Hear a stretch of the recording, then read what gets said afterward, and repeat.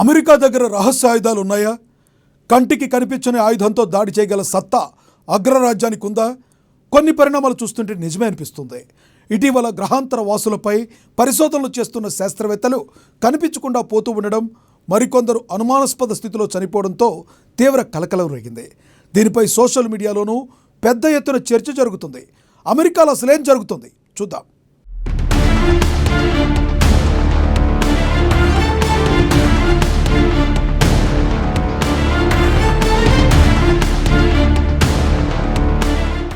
గ్రహాంత వాసులు యూఎఫ్ఏకు వ్యతిరేకంగా పనిచేసే టెక్నాలజీపై 11 మంది శాస్త్రవేత్తలు కనిపించకుండా పోతున్నారని కొంతకాలంగా పెద్ద చర్చ నడుస్తుంది.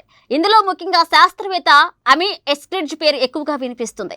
తనపై పెంటగాన్కు చెందిన రహస్య శక్తి ఆయుధంతో దాడి జరిగిందని ఆమె మరణానికి ముందు చెప్పినట్లుగా వార్తలు వచ్చాయి. ఇటీవల అమెరికా రక్షణ శాఖ పెంటగాన్ డైరెక్టెడ్ ఎనర్జీ వెపన్స్ ఆయుధాలను ఉపయోగిస్తున్నట్లుగా ప్రకటించింది. ఈ విషయాన్ని పెంటగాన్ చీఫ్ టెక్నాలజీ అధికారి ఎమిల్ మైకేల్ మే 4న సోషల్ మీడియాలో ప్లాట్ఫామ్ ఎక్స్లో పోస్ట్ చేశారు. అయితే మే 4న స్టార్ వార్స్ డేగా కూడా పిలుస్తారు. ఆ పోస్ట్లో లేజర్ కిరణాన్ని ప్రయోగిస్తున్న ఆయుధం ఫోటోతో పాటు తల పట్టుకుని నొప్పితో ఉన్న ఒక సైనికుడి ఫోటో కూడా కనిపించింది. ఇక డైరెక్టెడ్ ఎనర్జీ వెపన్స్ మన రక్షణ వ్యవస్థకు బలమంటూ పోస్టులో ఉంది.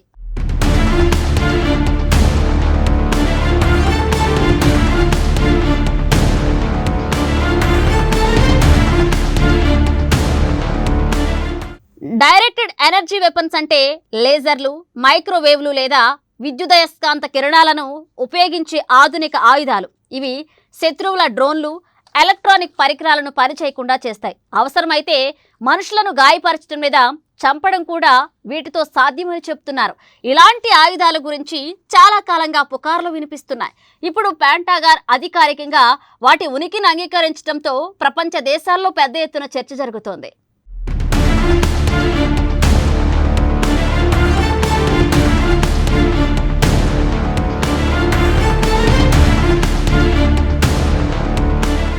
ఇప్పుడు అమీ ఎస్క్రిడ్జ్ కథ మళ్లీ వెలుగులోకి వచ్చింది. 30 ఏళ్ల అమీ అలబామాలోని హాంట్స్విల్లేలో ఉండేది. గురుత్వాకర్షణను తట్టుకునే టెక్నాలజీ, యూఎఫ్ఓలు, గ్రహాంతర వాసులపై పరిశోధనలు చేసేది. ఇక 2022లో ఆమె తుపాకీతో కాల్చుకుని ఆత్మహత్య చేసుకుందని అధికారులు ప్రకటించారు. కానీ కథ అక్కడితో ముగిసిపోలేదు. అమీ మరణం వెనుక అనుమానాలు ఉన్నాయంటున్నారు. చనిపోవడానికి కొద్ది రోజుల ముందు ఇంట్లో తనపై డైరెక్టెడ్ ఎనర్జీ వెపన్తో దాడి జరిగిందని ఆమె చెప్పినట్లుగా డైలీ మెయిల్ కథనం ప్రచురించింది. తన శరీరంపై మైక్రోవేవ్ కిరణాలు ప్రయోగించారని, వాటి వల్ల చేతులు తీవ్రంగా కాలిపోయాయని ఆమె చెప్పిందంటున్నారు.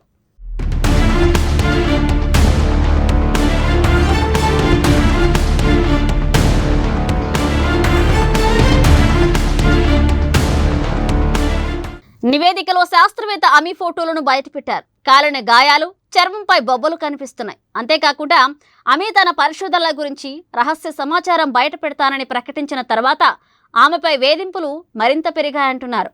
ఒక ప్రైవేట్ ఏరోస్పేస్ కంపెనీకి చెందిన వ్యక్తి ఎస్యూవీ వాహనంలో కూర్చుని ఆర్ఎఫ్కే బ్యాండ్ ఎమిటర్ అనే పరికరాన్ని ఉపయోగించి అమీపై దాడి చేశాడని ఆరోపణలు వస్తున్నాయి. కే బ్యాండ్ అనేది ఒక ప్రత్యేక రేడియో తరంగాల పరిధి. దీన్ని కేంద్రీకృత కిరణాలుగా మార్చి లక్ష్యాలపై ప్రయోగించవచ్చని నిపుణులు చెప్తున్నారు.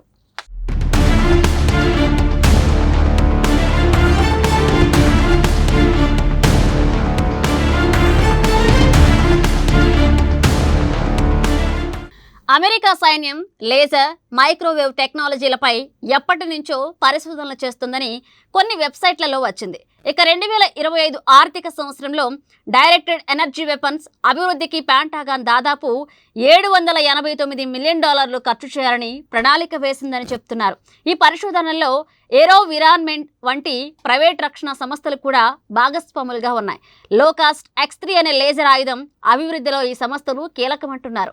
ఈ ఆయుధం కాంతి వేగంతో కిరణాలను ప్రయోగించి గాల్లో ఉన్న డ్రోన్లను కూల్చగలదని చెప్తున్నారు.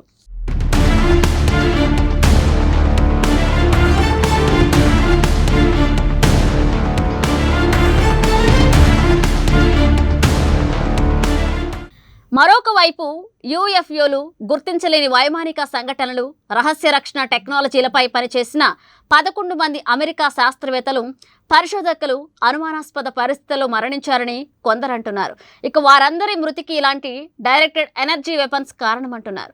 అయితే ఈ ఆరోపణలు నిర్ధారణ కాలేదు. కానీ ఇలాంటి టెక్నాలజీ వెలుగులోకి వస్తే మాత్రం అమెరికాకు ఎదురు ఉండదు అంటున్నారు నిపుణులు.